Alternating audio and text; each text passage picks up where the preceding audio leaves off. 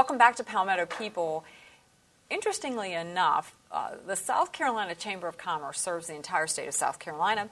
Otis Rawl joins me. He is the president and CEO, but we've never had you as a guest on Palmetto People. Well, I'm glad to be here, I Marianne. know. I'm glad you're here, too. Well, and you and I are together in the Furman Leadership, the Riley Institute program, and we started talking about a couple things, and I thought, oh, my gosh, the South Carolina Chamber serves the state of South Carolina. Palmetto People is seen across most of the state of South Carolina.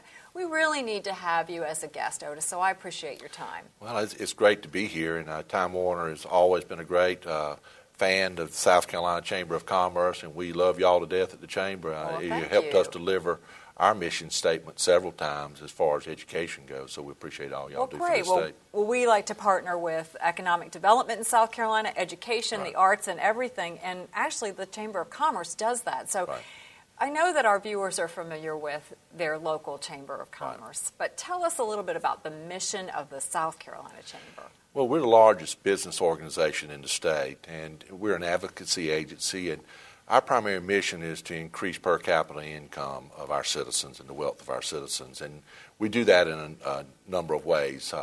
One of the things we look at a lot is workforce education, how we preparing the next generation of workers for our employees. The second thing we look at is business costs to try to make South Carolina an environment where businesses want to come and want to operate. And then we look at labor issues, which are really on the forefront at the national level right now. And if you look at and have been familiar with what's happened to Boeing and Boeing's location in South Carolina, labor issues are right at the top. And that was one of the original tenets that the South Carolina Chamber was established over, was keeping labor rates very low in South Carolina so that we can recruit industries and keep our employees working and provide a safe environment and a good environment for our employees to work in.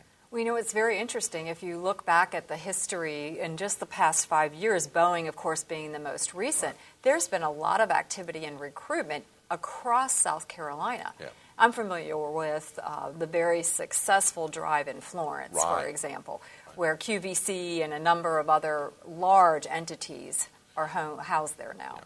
Well, I think you've seen a lot of interest in South Carolina, and that goes to why it's important for the Chamber to know what the perception of South Carolina is outside as well as inside, so that we can sell South Carolina to companies that are looking here. You know, lots of times you don't even know what a company's looking at, and you may not even have a chance to recruit them depending on what your websites look like, what type of information's out there for them to make decisions on. So we've got to make sure that the information out there on South Carolina is genuine, it's right, and it puts South Carolina in the best light. Well, you know, Otis, this is really interesting. You and I both have a passion for South Carolina, and I know our viewers do too. Otherwise, they probably wouldn't be living here and working here. And the South Carolina Chamber recently engaged with a number of other entities to ask, other than South Carolinians, what is the impression of South Carolina? And let's talk a little bit about that. I was privileged to see some of the initial results, thought it was very interesting. Share with us some of the results of that survey. I think I probably ought to kind of give you a little bit of background. Sure.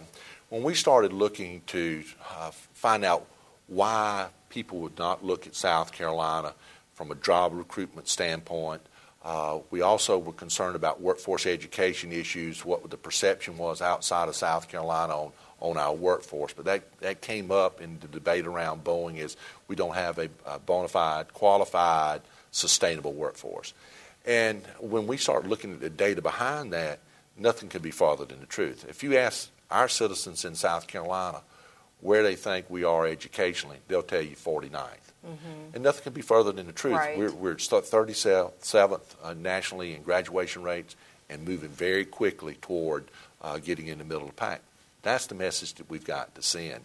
The other issue that is very important for us is, as young people that are looking to move and looking for quality of life issues, where they want to work in the future, we've got to make sure that we understand what the perception is outside of South Carolina, what we think of ourselves, but what everybody else thinks.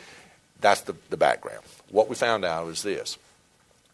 Very few people really know that much about South Carolina. We get caught in a regional perception of being in the South, and the impression from over 1,000 people that answered the survey that do this on a regular basis, the South is perceived as the worst region of the state, the country, excuse me. And I think it goes back to the civil rights issues that we had in the 60s when you look at it. And but if you look at Alabama and Mississippi, their numbers far outweigh what South Carolina numbers are. South Carolina's numbers say, we don't know much about you. Which is good news. Which is good news. Yes. You know, we thought it was going to be a lot worse than that, which means that we have a chance to change that perception. It'll cost a little bit, but we got to figure out how to do it, how we got to craft that message, but it can be done, and we don't have to overcome all these negatives.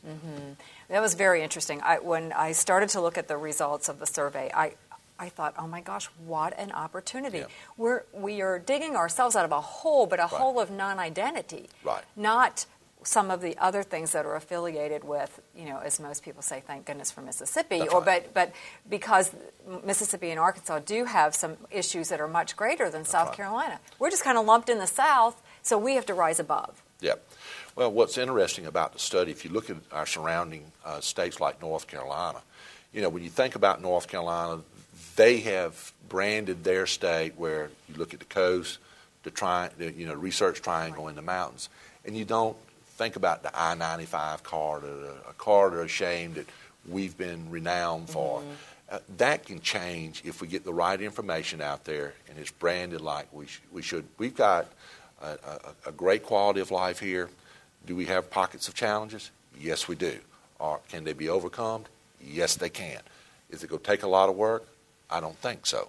And the reason that is we're such a small state that if we get the business leaders, the education leaders, the civic folks in our schools, municipalities, we can make it happen, and we can make it happen pretty quickly. And we want to make it happen under the umbrella of, and maybe that's not the right word, but the South Carolina Chamber. Someone has to lead the charge. Well, and I think we're uniquely positioned to be able to do that, Mary Ann. We've got a very diverse organization.